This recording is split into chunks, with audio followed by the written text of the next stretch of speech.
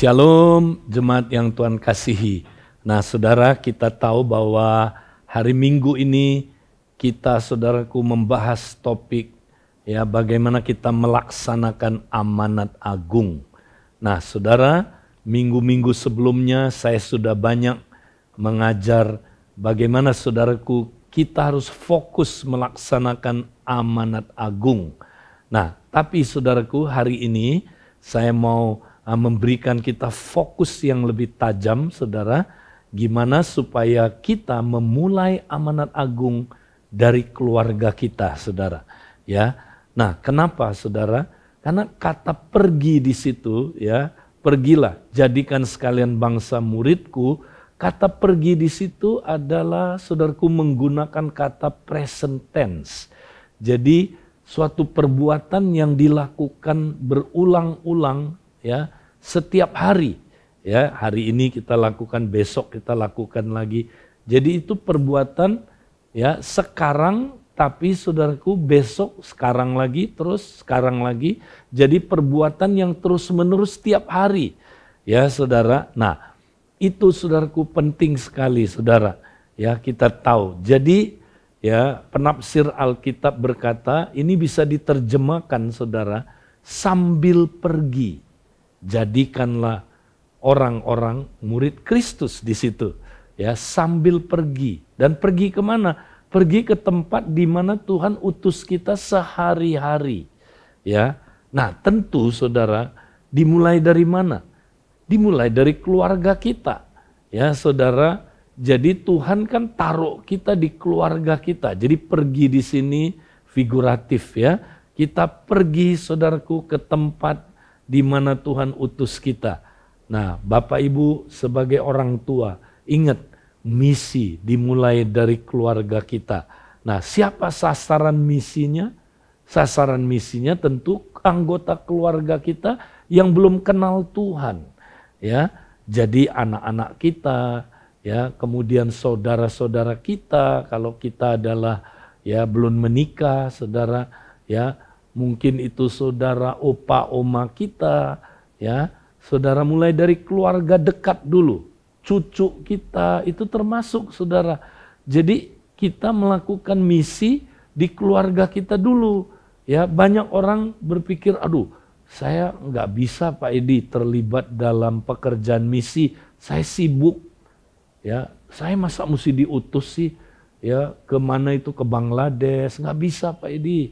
Gak usah ke situ dulu, saudara. Memang ada orang nanti yang diutus ke tempat yang jauh, tapi Anda semua diutus ke keluarga Anda, ya. Nah, buat saudara-saudara, jadikanlah keluarga saudara itu adalah ladang misi, ya. Ya dong, kalau ada orang yang tidak percaya berarti itu ladang misi di situ. Apakah anak-anak saudara sudah percaya? Ya, ayo. Saudara-saudaramu sudah percaya, orang tuamu sudah percaya, anak cucumu sudah percaya.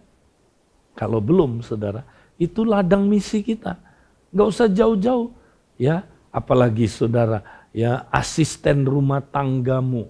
Mungkin dia belum percaya. Nah, itu saudaraku ladang misi kita. Ya, mulai dulu dari situ. Ya, tapi tentu tidak tunggu selesai dulu di keluarga, baru kita beranjak ya ke tempat kerja kita, di kampus, di sekolah, ya saudara.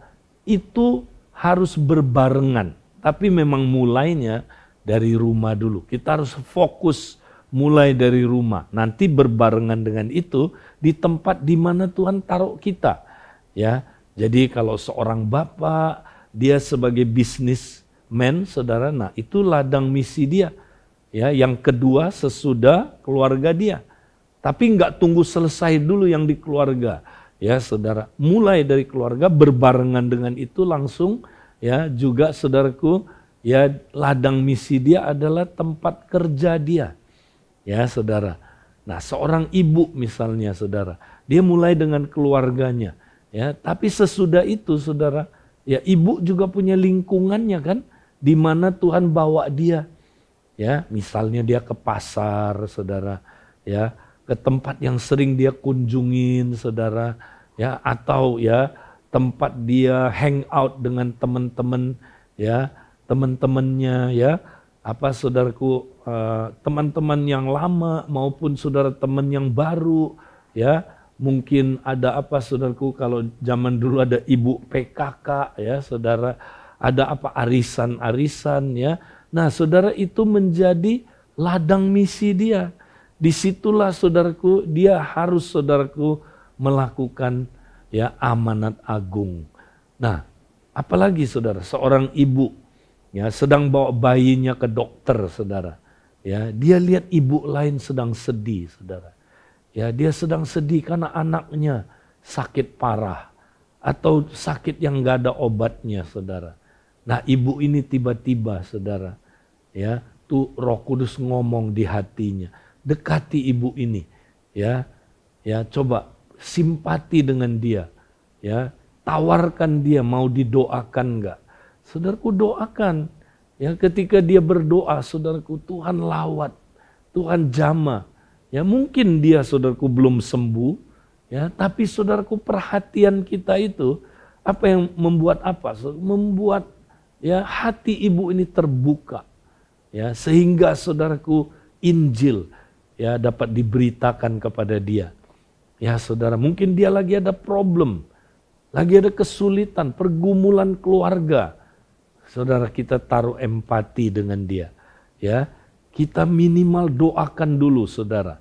Ya, dan Tuhan ciptakan situasi sehingga orang ini saudaraku, ya dia terbuka mulai hatinya. Terbuka untuk dengar Injil saudaraku. Nah itu ladang misi kita. Ya saudara, ibu-ibu ya misalnya saudara ya lagi kemana? Lagi belanja saudaraku ya.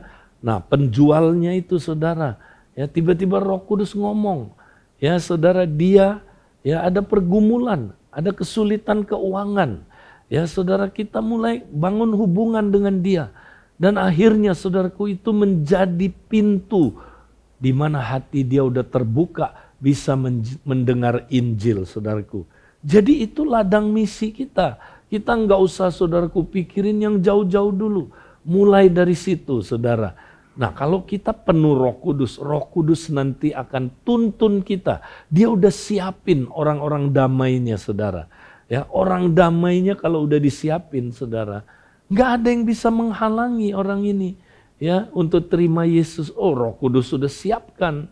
Ya, ketika Filipus diutus, ya Roh Kudus berkata, dekati kereta itu. Ya kan? Dekati kereta itu. Ya. Nah, pergi ke sana. Dia pergi, saudara. Kereta itu ternyata ada sida-sida. Nah, siapa sida-sida ini? Ya, dia adalah pejabat dari Ethiopia. Ya, saudaraku, dia udah disiapin Roh Kudus. Ya, untuk apa saudara? Untuk membaca kitab Yesaya 53. Tapi dia nggak ngerti. Nah, Roh Kudus juga yang dalam saudaraku ya kedaulatan Allah mempersiapkan Filipus untuk mendekati dia bisa menjelaskan Yesaya 53 ini. Sehingga dia percaya. Akhirnya saudaraku dia dibaptis. Nah, lihat saudaraku, ya itu kita melakukan misi seperti itu. Ya, sangat saudaraku sederhana. Mari kita semua semangat. Ya, kita praktek saudara. Ya, misalnya saudara, ya ibu-ibu, ya saudara dia ya sedang saudaraku bersosialisasi saudaraku. Ya, dia mungkin saudara ketemu dengan teman-temannya di reuni. Tuhan ingatkan saudaraku, teman-temannya yang dulu ya waktu saudaraku mereka bangun hubungan dulu di sekolah, ternyata saudaraku dia itu lagi parah hidupnya, hancur hidupnya. Ya, mau cerai dengan suaminya. Nah, itu kesempatan Roh Kudus ngomong lagi saudaraku, dekati dia. Ya, nah lakukan sesuatu. Saudaraku itu excited. Ya, nah orang yang sudah saudaraku disiapkan oleh Roh Kudus itu disebut orang damai. Ya, jadi kita temukan orang damai, lalu saudaraku kita mulai aja ya pembicaraan, mulai masuk ke dalam saudaraku pemuritan. Apakah kita mesti tambah waktu yang banyak? Saudara, ya kita pakai teknologi, ya kita pemuritan itu pakai WhatsApp group, ya bisa FaceTime kan, pakai Zoom, pakai saudaraku teknologi. Ya bisa saudaraku.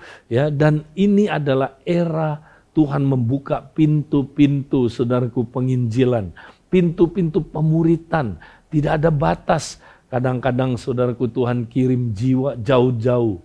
Waduh, itu luar biasa. Nah, jadi saudara, mari kita saudaraku mau melakukan amanat agung. Ingat, mulainya di keluarga kita. Haleluya. Tuhan memberkati saudara. Amen. Amen.